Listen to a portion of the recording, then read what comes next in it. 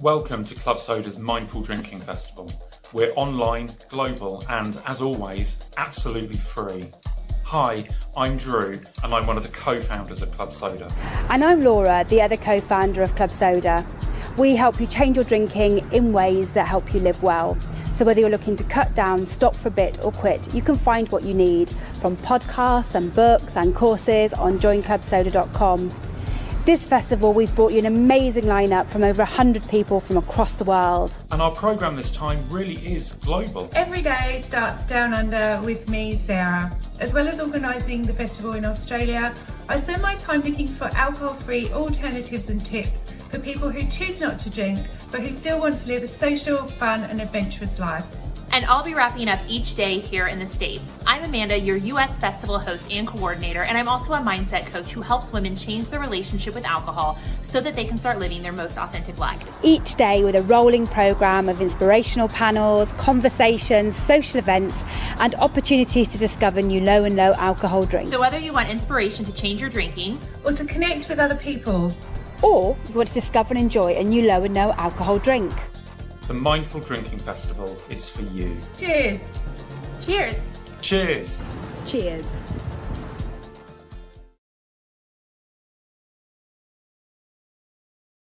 I think that's it. I think we're live. I think this is the first session of the festival. Oh my God.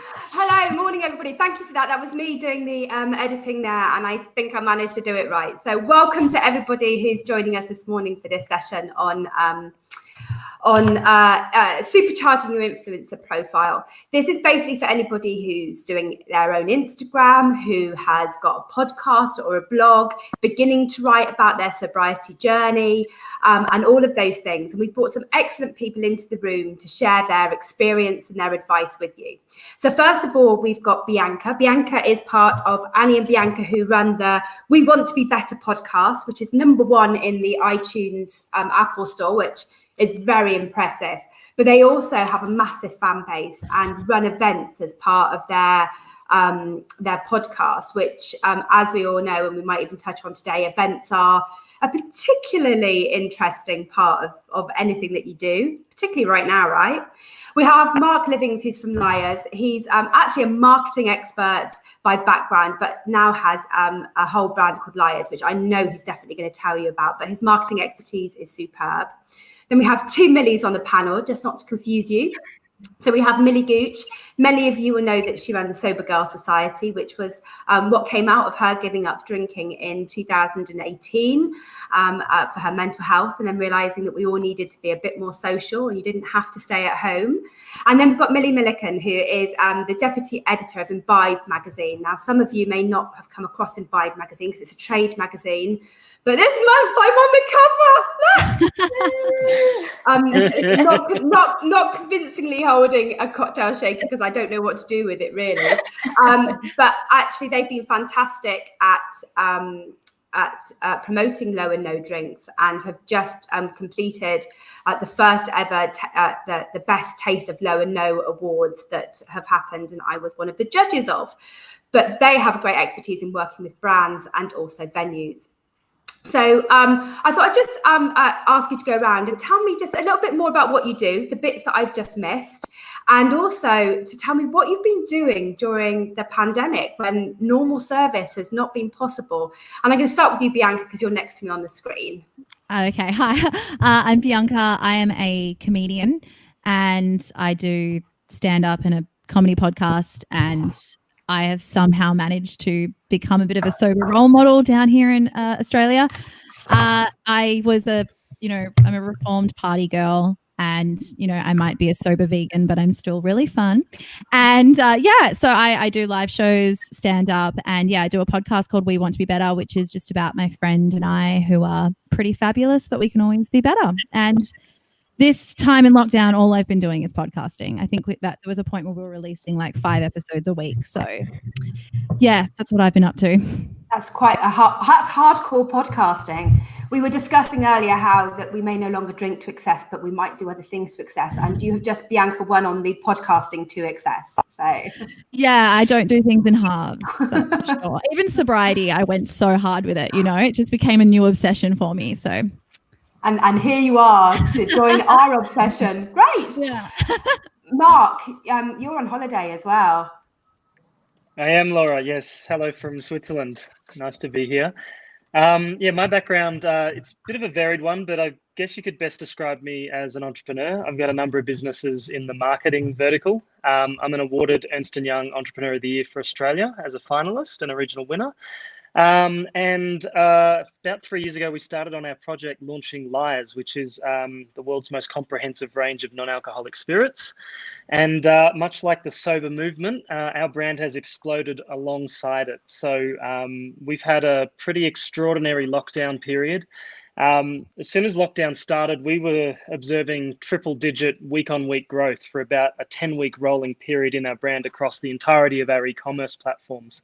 So what we've been doing is, one, trying to keep up with demand for the product across that time. Two, we've been really pivoting the business. I know the on-trade and events are really suffering, and I think we'll dig into that a little bit later, Laura. But for us, it's been really changing the shape of the business to adapt to what the world now looks like in a post-pandemic or mid-pandemic way of living. So great to be here. Thank you. Millie Gooch. Yeah, well, that's going to get confusing, isn't it? My name is Millie. So I am founder of Sober Girls Society, which I started in September 2018. I stopped drinking in February 2018. One of the biggest things for me was that I wanted to kind of take that social aspect offline. So I started running events for girls that started in London. Now we do them across the UK. So we do like our signature bottomless, boozeless brunch, which is always good fun, and no one ends up throwing up in a Bellini jug, which is always great. Lockdown, I've actually written a book, which was announced yesterday for pre-order, which is really exciting / terrifying. That is so exciting. It's very exciting. We need to review that. Hats off, Millie. Well done. Thank you. So yeah, Jan 2021, it'll be out. Oh, amazing. Congrats. And Millie Milliken, it must have thrown Imbibe into a spin lockdown with venues suddenly disappearing and all sorts. Yeah, it's been a very interesting 4 months, but as a journalist, we have been very lucky that we've been working all the way through the pandemic, effectively breaking news, sort of waiting hours past our working day had finished to make sure that we had all the right information on our website for all of our followers as well. And yeah, it's been really interesting because normally we would be writing about venues. I've been writing about restaurants and bars for the best part of 10 years. So to have that turned on its head was a real challenge, but we have not been short of amazing stories to write about because, as we all know, the hospitality industry is extremely creative and they work so quickly to turn around and offer their customers something a bit different. So yeah, it's been an interesting ride, but yeah, coming a little bit out of it now and excited to see how venues are operating in this sort of new wake of the coronavirus. So we'll see what happens. And the reason why I thought it was really important to have you here is that none of us are, just because we're not drinking doesn't mean we don't enjoy going out, and we will have our favourite spots, and keeping them alive and well is I think all part of our responsibility. So let me just move to sort of start beginning, because I know that there are some people, I can see there are some people from Spain here, and there are some people who are watching at 2:30 in the morning in their time zone. So there's a lot of interest here, and that's because there's a lot of people who are very early in their Instagramming or their podcasting or their blogging journey, and they've just started putting their first tentative pictures up. Millie, when you first started, how did you even decide what to write about, and how did you go and begin to look for fans? How did you even build your amazing following on social? So funnily enough, I actually was anonymous for the first. I didn't put my face on Sober Girls Society until I had 10,000 followers, which looking back now, I don't know how I did that. But I just started with like quotes, talking about my experience. Sober Girls Society has like really pivoted from when I first started. When I first started, it was all about me and my experience. And at that point, I was like 7 months sober. So it was just kind of like reaching out, connecting with other people. At the time, there weren't actually a lot of people talking about sobriety online. So I just started connecting with people like Laurie McAllister and Africa Brooke, and just started slowly, building a community from there, because there wasn't anything that I could find that I sort of like fully identified with. So I think it's just like talking authentically about your experiences. Like I talked a lot about why I didn't choose to go to AA, how my drinking was more about my mental health, and that seemed to like really resonate with people. So one of the first things I would just say is tell your story. Like, don't tell the story that you think people want to hear, like tell yours. I think that would be the first thing that I'd say. But yeah, again, if you don't want to put pictures of yourself, you can do it quite easily anonymously. There's great apps. I mean, you can use like free stock images. So there's loads that you can do if you're not like ready to come out, as it were. I mean, I think that's really interesting that you started blogging as part of your in order to get support back, really. And I guess writing in a way that says, I'm telling you, I'm sharing myself, but I'm also really interested in you supporting me back the other way is part of what happens in this space. And then as you begin to move on, you can give more advice and share things that people find interesting. But at very early stages, it's about that mutual support, isn't it? Yeah, I think everyone's so supportive in the community as well. I think even anonymously, people were still writing to me and being like, I hope you like keep going. And if you're having a wobble, like, this is my advice. And people didn't even know who I was. So like that community is still there, whether you want to put your face on it or not. And it's that authenticity of communication. Bianca, how long has your podcast been going? Several years, for sure. But it's probably I have only been sober for over a year now. So it wasn't originally had anything to do with sobriety. In fact, I was unfortunately big on talking about drinking because that was what I did and it was my identity. But yeah, it's not, it's been out for, I think, like 2.5 years now. I think we're in our 10th season. So it's crazy. And how have you, because obviously we want to be better is all about you being better. So people are following your journey as well. How do you think that resonates better with people in terms of sharing a bit of yourself rather than just anonymous, stories or telling people what to do, that bit of your own journey? Yeah, for sure. I think because we had our followers and our listeners for so long and we'd given so much and, it's so personal when you're just sitting in a room with a mic and people listen to it. So they really feel like they know you personally. And so, yeah, you are giving yourself a lot and we were always trying to be better at different things. Alcohol was certainly one thing that I never wanted to talk about because I did know that I needed to be better at it. But I also was like, well, I can't because I have to live my life that way. So when I did get sober, I think people were so shocked about it, but they were just like, we want to know, how did this happen? How did you get to that point? And so me going through and doing a whole season on alcohol and how I got sober and why I got sober and interviewing all these people really resonated with people because they already knew me so well. And to see that journey and get that like authenticity really hit home for a lot of people, I think. Yeah. How do you think people find your podcast? How do you draw in listeners? Not that I'm asking for any reason apart from our podcast is still quite new, and yeah, I'd like more listeners to our little magazine cooperative type podcast. Yeah, I think I think we were just lucky, to be honest. We got picked up really quickly by a radio station down here, but I think it's one having a clear idea of what your podcast is. I know a lot of people get together with their friends and they're like, oh, we're so funny, we should just start a podcast, and they sit on there and, talk on the mic. But if you have a theme and you stick with it, then people are going to tune in because that's specifically what they want to listen to. So like having a good idea for what you want, making it a bit niche even because there's so many podcasts on so many different things, and just having like one thing that sets you off. And I guess interviewing big name guests, you'd be surprised, like people you'll reach out to that you think would never come on your podcast will, and then they'll share it, and that's how you get listeners. It's just about drawing people in with what your niche is, and just getting people on.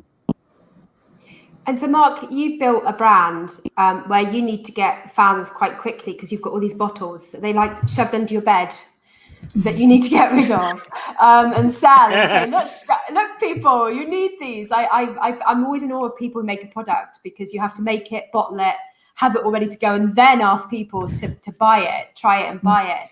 How do you begin to build a fan base that will shift the boxes out of your front room quickly? Yeah, look, there's a few ways of doing it, and look, there's 4 sort of key channels that you can do for beverage, which we're all talking about today. So there's travel retail, which is completely dead. There's the on-trade, which is sort of a patchwork of regulation across the globe. We've got the off-trade, so supermarkets and liquor stores, and then we have e-commerce. And the fastest one, and where influencers really intersect with brands like ours, is in the e-commerce channel. So there's no one right answer to that question, Laura, but there's a number of things you can do. So first and foremost, it's getting commitments from major retailers and so on. That's the obvious thing to do. But when we're talking about reaching people personally and reaching people through the internet, social media advertising is incredibly important, but equally as important, and sometimes more important depending on the category that you're working in, is the use of advocacy via influencers. So using influencers for us has been a core part of our brand strategy since day one. And it's been awesome to see the number of influencers in this space, or aspiring influencers, I should say, spring up and start to evolve as the category evolves as well. So it's been great for our brand to be on the journey with them. As our brand has grown in popularity and we see more and more sales revenue and so on, it's been great to see sort of follower numbers and the like increase for people like Millie, Camille Vidal, who I'm sure you're interviewing as part of this festival, and so on. So yeah, it's been a really great journey to take together as a new brand in a new category with influencers telling the story of sobriety, which is very, very much becoming out of a niche and into the mainstream. So, potentially Liars could have hundreds of influencers knocking at the door saying, we want to pay us now to talk about your product. And how do you begin to decide who you might begin to work with, and what are you looking for when you want to find an influencer to work with to boost both your profiles, really? For sure. Look, and this is a really good question, and I do panels like these a lot, and this is a really interesting one for people who are just starting out. And you're right, Laura, we do get a lot of, hey, pay us now, I'll pump your product up on my 300-person following. So the best advice I would give you is, one, is understand the industry and how it works. A lot of the time, and this is breaking down at the moment, but a lot of the time, influencers are, I guess, managed by the PR agencies that brands like us appoint to work in particular regions or work around the globe. So the first point of call for any influencer who wants to work with a brand, I would recommend that they find their PR agency, because the brand owners are very time-poor people. They're doing operations, distribution, manufacturing, as well as marketing, PR, and then sales. You've only got a little bit of their bandwidth. So they tend to outsource and delegate the ability to talk to people online, and they usually do that through a PR agency. So I would first port of call, one, recommend that you contact PR agencies first rather than go direct to brands, because I think you'll get much better traction. And two, when you do reach out, make sure that you can articulate very, very clearly and succinctly exactly who you are, who your audience is, what you stand for, and what you can do for the brand. That's how you sort of rise your influencer profile to the top of the list for either, one, dealing directly with a brand, or two, the PR agency. And you help them understand exactly where you as an influencer fit with the brand that they've crafted together. So that'll be my two big tips for that space. So I've moved a bit on to how to work brands. I think I'll come back to Millie in a bit. By the way, guys, you can just wave and say, I've got an answer to that if you want to interject. I realise that I had not said that I don't have to craft this session in that way. But Millie Milliken, from an invite, you must see brands all the time doing all sorts of really interesting things with influencers and building their profiles. What do you think works? Well, as you say, Laura, I get probably about 100 press releases every single day with someone saying they've got an amazing new brand. And it's always a USP is something that is so important when it comes to getting someone's attention. I get so many emails where it takes me maybe 2 or 3 minutes to get to what the actual product is, what they're trying to push, who they're trying to get in touch with, who they're trying to sell to, and who their market audience is. And by the time I've done that, 5 more have come in. So for me, having that USP right up front center is so important. And it's important for us because it means we get to know what the product is straight away. And it's important for the brand as well, because it means that they're going to get people's attention. And, you know, if they're emailing out to 100 or so journalists or influencers, you know, you want to be the person that I open my inbox first thing in the morning and I've had a coffee and I'm ready to go. And I go, oh, that sounds interesting.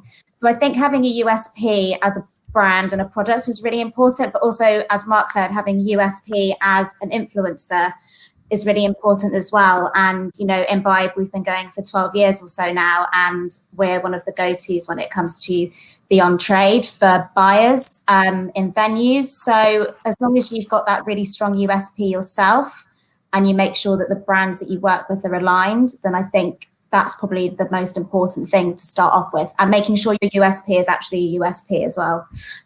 Some people do fall into that trap of not actually having a USP. So that's really, really important. Mark, do you want to on that?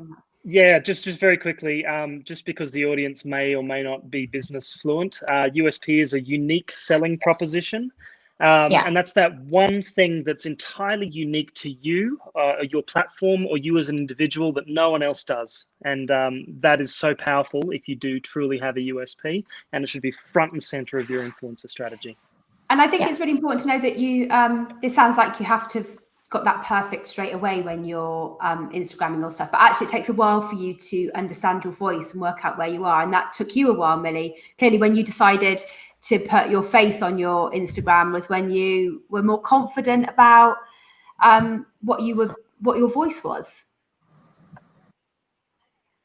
Oh yeah, 100%. I think it is important working out your USP. And the one thing I would say is, if you want to like work with brands, like Mark was saying, I think everyone is so time poor.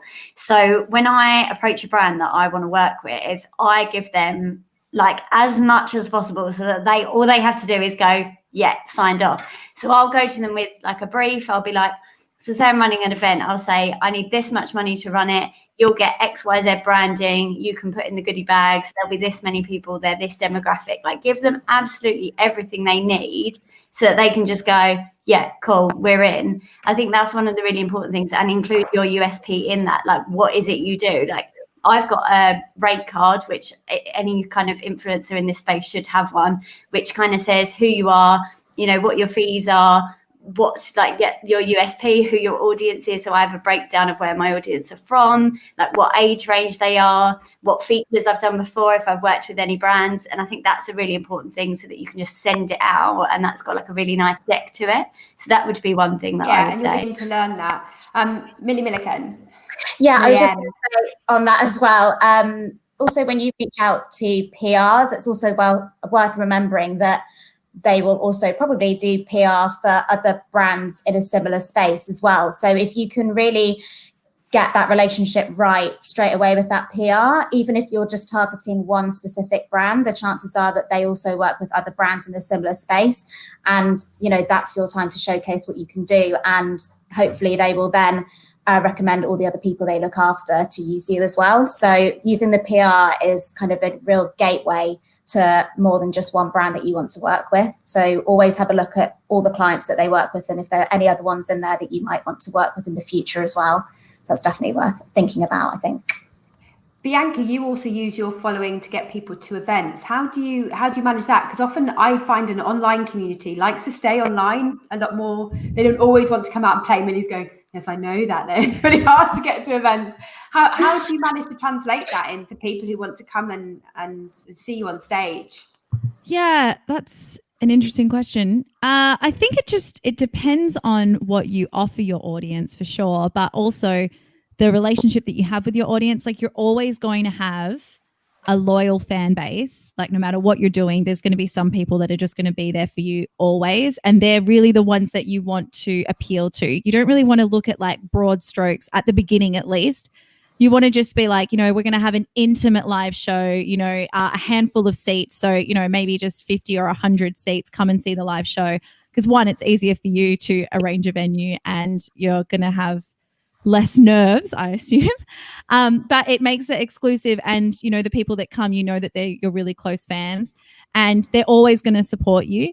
So you just want to be able to relate to them that they mean as much to you as you mean to them. Like make it a really special relationship, and they will come out for you. I know it's odd because people get podcasts for free. So you're like asking them to leave their house, put clothes on, pay money to come and sit there and listen to you talk, but they generally will do that. And I think as well, meeting them after the show is really important. It's like, you know, having a podcast, it is this intimate thing, you know, because people listen to podcasts in intimate places. You know, people are like, I listen to you as I go to sleep. Bit creepy, but okay. So they feel that they know me intimately. And so after a show, go out, hang out with your audience for a little bit, because building that relationship with them, you're going to have a fan for life and a listener for life, and they will support you. They will bring their friends, and they will get everyone that they know involved. And that's the same for you at Sober Girl Society, isn't it? Apart from these are smaller, intimate meals, and we do club soda lunches, it works the same. And I know a lot of people want to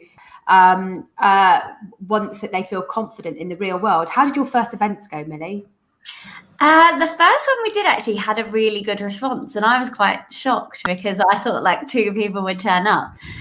But I think it is like you say, cultivating that kind of like familiarity beforehand as well. I think because Sober Girl Society has always been like quite community based, and like that feel of like friendship, and that's always something that we've really like drummed home. So like before the event, we sent out an email with like my face and my friend Lucy, who was helping me organize them, and just said like, these are our faces. If you need like a hug when you get there, let us know. Like if you're a bit nervous, feel free to bring a friend, and just kind of really put that out there, because I think that's one of the biggest things, is that people want to come and do these events on their own, because the whole reason people are normally coming is because they don't have any other sober friends, or they want to meet people who are sober, so they come on their own. So that's the scariest thing for a lot of people, is that they're probably coming solo. So I always make sure that there's that like personal connection beforehand, so that people actually feel like they are happy to come, because they're like, oh, I'm going to know someone when I get there, and they're going to give me a big hug, and everything's going to be all right. So I think that's one thing I would say as well, is like get that familiarity beforehand as well. Yeah, definitely. And people can be, you know, a lot of reasons why people drink because they're socially anxious. So I always let people know that we can meet them outside and bring them in if that's what they want. So, you know, it's a slightly different space of lots of solo people looking to make new friends. It's suddenly a very different proposition. Mark, when there's a question here, which is, what kind of engagement rate are you looking for from an influencer? Is it all about the size of the their following, or is there other things that you look for? Yeah, again, really good question, and it's really easy for a untalented marketer to conflate follower numbers with effectiveness of an influencer at pushing a brand. So there's 2 really key things that brand look for. So one is sales, and that's clearly the obvious one. And the other is what we call brand equity, or brand love. So brand love is something that we try and build over a longer term period.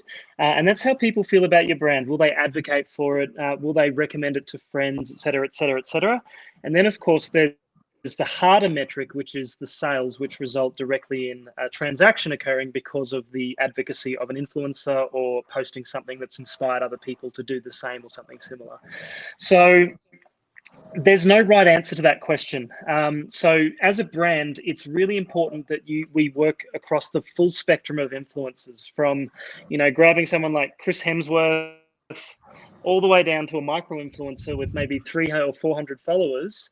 And utilizing the USPs, to Millie's earlier point, across each of them. So someone like Chris, for example, could reach, you know, tens of millions of people very, very quickly, drive a very large sales result, but it may be lost in an enormous scroll of other things that Chris is doing. Whereas if you're working with a micro-influencer, you can build a deeper relationship with, and therefore you can tell a bigger story about your brand across several posts. So for us, having that flexibility to work across the full spectrum is really important. And it's really incumbent on influencers to understand exactly where they're at as an influencer and what they can offer. And if you do have a smaller following, think about how you can deepen a brand's message, rather than going, hey, for a post, it's this many hundreds of dollars. Whereas if you can go, hey, I can unpack a narrative for you over many weeks, and here's the results that we can achieve together, I think that's a better way to go as a smaller influencer. So And I mean, I'm sorry that doesn't answer the question accurately and say we need this particular metric, but those are the things we look for, and it's a constantly shifting space. So it's really difficult to sort of go, that's the answer. And I think, you know, we can get very Instagram focused these days, and it's worth knowing that Instagram isn't the only social media on the block. And actually, Facebook's a bigger channel for us, and even bigger. That's in English. We've got email. We've got a massive email list, and we also influence in slightly different ways, because I didn't start as an Instagrammer. But we started to begin to speak to the trade sector. And so, you know, you don't have to have worked all of this out straight away. You'll do a lot of learning as you go along and work out where your audience is. And certainly, you know, we've got different channels which hit different people at different places. So, and then the festival itself has got its own audience and its own feel, which is different to everything else we do in Club Soda. Basically, we didn't follow any of the good business advice, Mark, that you might have. We're terrible. But what I want to share in the fact that we're terrible is the fact that there's no perfect or right way to do any of this, and you'll have to do a lot of working out what works for you, both in terms of the things that you're talking about, but also you and the lifestyle that you want to lead and where this makes it in. You don't want to end up your entire life glued to Instagram. I think everybody agrees that some breaks from that. Yeah. So if you're working with a brand, we'll refer to those sorts of things that, Laura, you've just done intuitively. We call it A/B or multivariate testing, where we'll test certain types of messages across certain types of channels.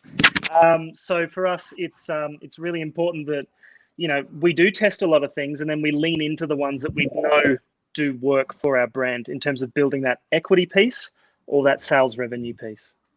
Bianca, Sorry, I just wanted to say, just like from an influencer perspective, if you're reaching out to a brand, I think it's important to, point out what you could offer them that not everyone else is doing. Like, you know, not just like I'll post a photo holding something, you know, offer them something else, because I mean, how many times you just scroll through and see someone holding a product and you're like, I don't care about this. But if you can do something that's engaging and will get, you know, make it relatable, because that's what people will tag each other in, like, you know, make it something funny, then you're more like, you're going to help the brand out, but also they'll want to work with you because you're doing something different.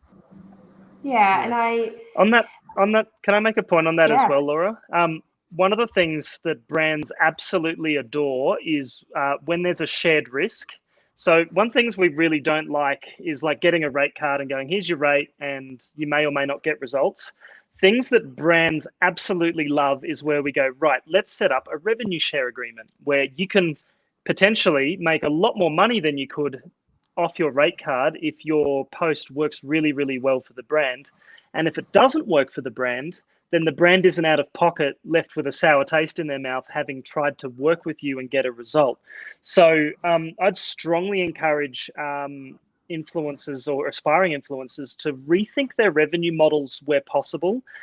Under the pressures of COVID, that has become even more important for a lot of brand owners. So there's some great platforms out there like Rakuten and so on around affiliate marketing.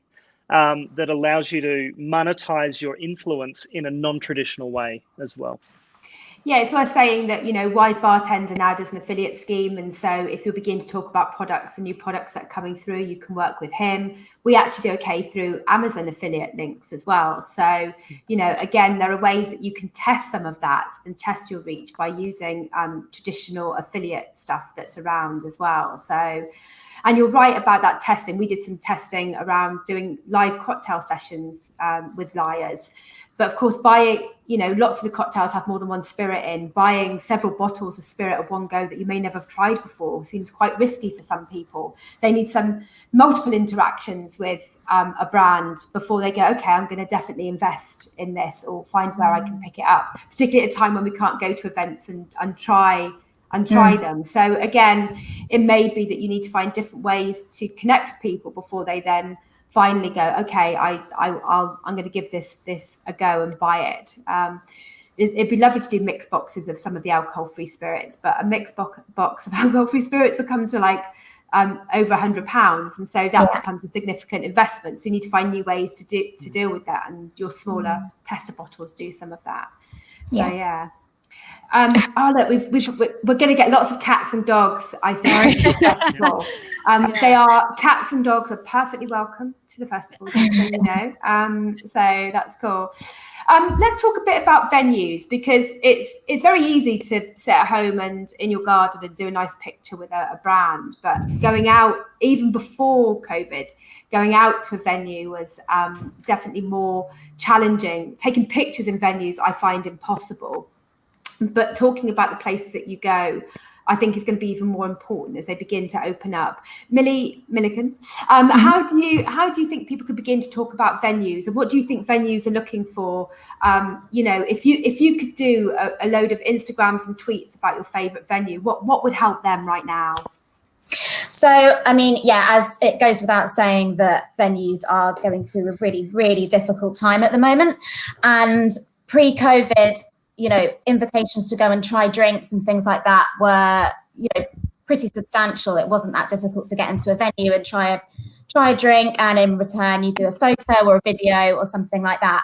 I think at the moment, really talking to the people that are behind the bar is really important. And also remember that these venues are operating hours that, they might only be open in the evening, but they're open in the daytime. And if they are really conscious of filling tables, you can maybe pop along in an afternoon, talk to the people behind the bar, and that's when you can maybe get a quiet moment to talk to the people who either own the bar, operate the bar, or work behind the bar about what they want to get out of what you can offer them, really. And I think something we've spoken about before, Laura, is optimizing the amount of people they can have in a venue over a given day. So before, where the bar might have been really busy in the evening, now they might want to really drive footfall throughout the whole day. And that's where something like mindful drinking and no and low products really come into the fore, because obviously you can drink them at any time in the day. So really talk to the venue about how they want to get guests through the door, when they want to get guests through the door, and also just talk to them about how they want to use their products and use their drinks. And like I said, people at the moment would be really open, I think, to chatting to you outside of their normal working hours, just so that you can have that honest conversation. And I know it's something that I do on a daily basis, even just through Instagram Messenger, talking to people about how they use something specifically, or what sort of drinks they want to put out on their menus. You'd be really amazed at how sociable and open bartenders and bar managers are to you, just having a chat with them and a really frank chat. So I think that would be my first port of call, for sure. And certainly right now, all pulling together to support business is a really good thing to do, and particularly if it's a business local to you. So, go and see what that mutual agreement can be, and talk to each other, and and find out a bit more, and it will all come back and reap some rewards when things open up. Who else has done any work with, particularly with venues? Millie? Yeah, we work with quite a few venues for doing our like bottomless brunches and things like that. I think it's also like when you're working with venues, again, it's still like, okay, well, what will they like get out of working with you as well? So as well as like the money, sometimes if you're saying, oh, well, actually, so like when I was working with Redemption Bar, I'd be like, I need you to shop for 3 hours and no one else can come in. So you're like, well, okay, well, what are we going to give you? So we'll say, okay, we'll make sure we do, like X, Y, Z posts. We'll make sure that you can put like a leaflet from the bar in everyone's like goodie bag.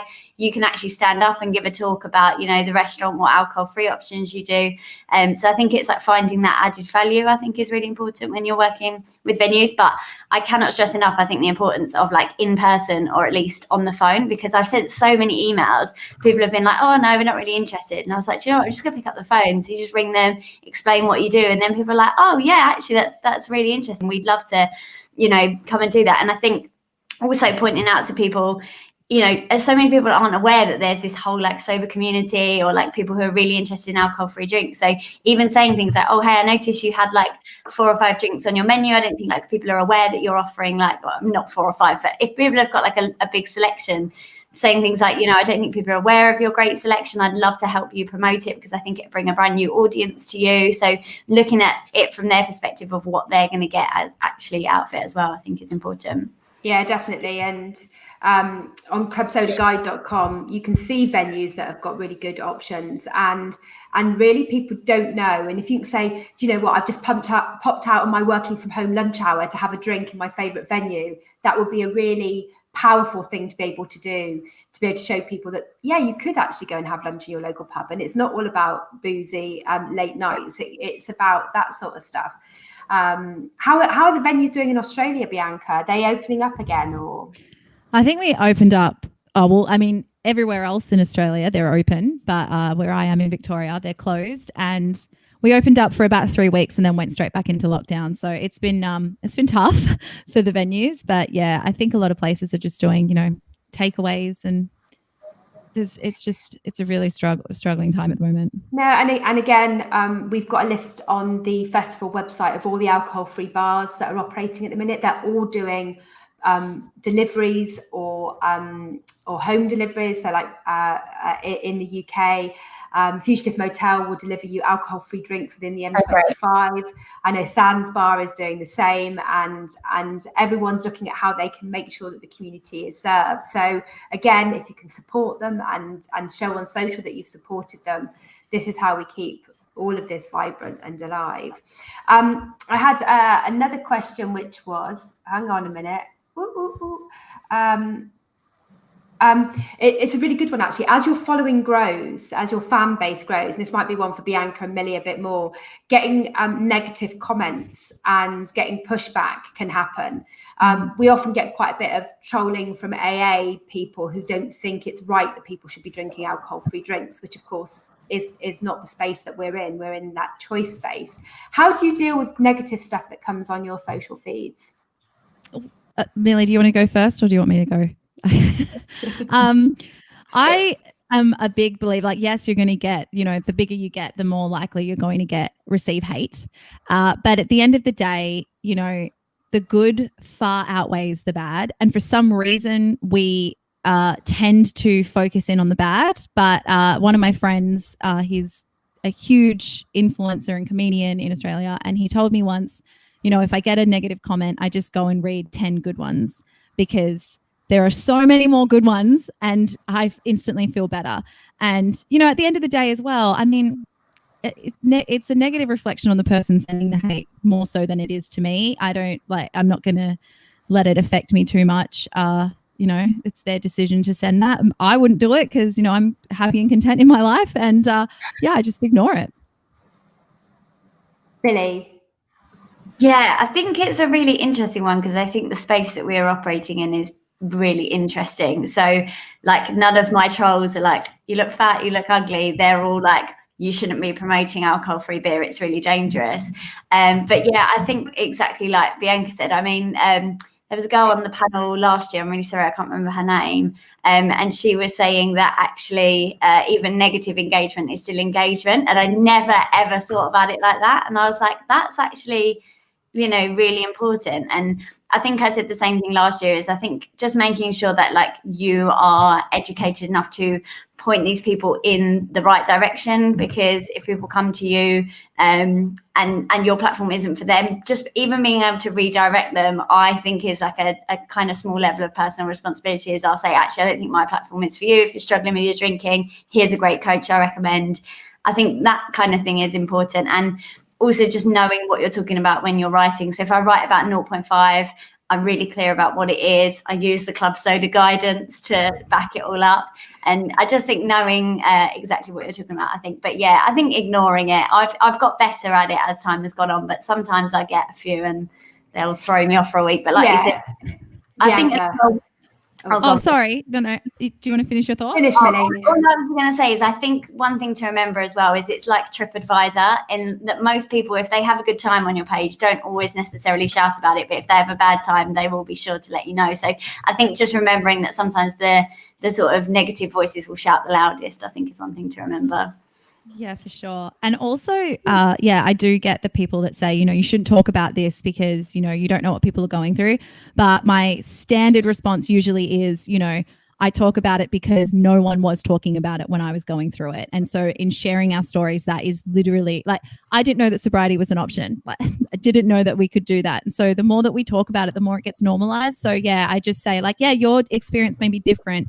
And I'm not saying that the way that I got sober or that my journey is the same as everyone's, but the more that we talk about it, that's important, right? So yeah, people can't usually say much back to that. And it's worth saying that you should pull back on resources. So if we've written something you can use like around alcohol free, or you need something, then do ask other people. In this space, it's also really important to recognise that anyone who may be a dependent drinker or has been a dependent drinker, their journey is slightly different, and you can't give advice to people who've got dependency issues. And again, we've got some wording that we use all the time when we share with other people to say, you know, if you feel you may be at all dependent, then do get medical advice. Really important. There's lots of different needs in this space, and we won't all be able to serve every single community. But don't let a social media spat escalate and take over your whole day. Shut it down, and if people keep persisting, then you can block them and that sort of stuff. If all they want to do is vent and shout at you, then there's nothing you're going to be able to say. So do that, and remember that the people who are loving what you do often don't say it. So they're all there, and they're all still there. The restrict button is really good on Instagram too, because they don't know that they've been blocked, and they don't know that people can't read your comments. So they think that they're getting through to you, but they're not. Yeah. Oh, I didn't know. I don't always look at our Instagram, so that's handy to know. Brilliant, guys. Thank you so much for your time. We've had a really engaging discussion, and I know this is something that's going to come up time and time again as the number of people talking in this space has grown. I started Club Soda 5 years ago, and there was hardly anybody talking about it. This year, although we haven't got any male influencers on here, I think is the year of the men coming out. It's coming waves, and this year is definitely the year of the men talking about it. Later on today, we've got a panel which is men talking about drinking mindfully, which is all men on that panel. We've also got Ruby Warrington speaking to Spencer Matthews. We've got some trade events today, and because somebody's mentioned it in the comments, we've also got loads of queer events on. So we've got Queers Without Beers breakfast, but we've also got tons of queer and trans speakers in, for example, the sex and intimacy session. We at Club Soda also run Queers Without Beers, which is why I think we've probably got quite a lot of diverse participants across the whole of the festival. So can I thank all of my panelists? You would have seen their stuff going across the ticker, but all their information is also on the mindfuldrinkingfestival.com, which the whole programme for the day is as well. Thank you so much for your time, and I'm going to end this first broadcast. Thank you.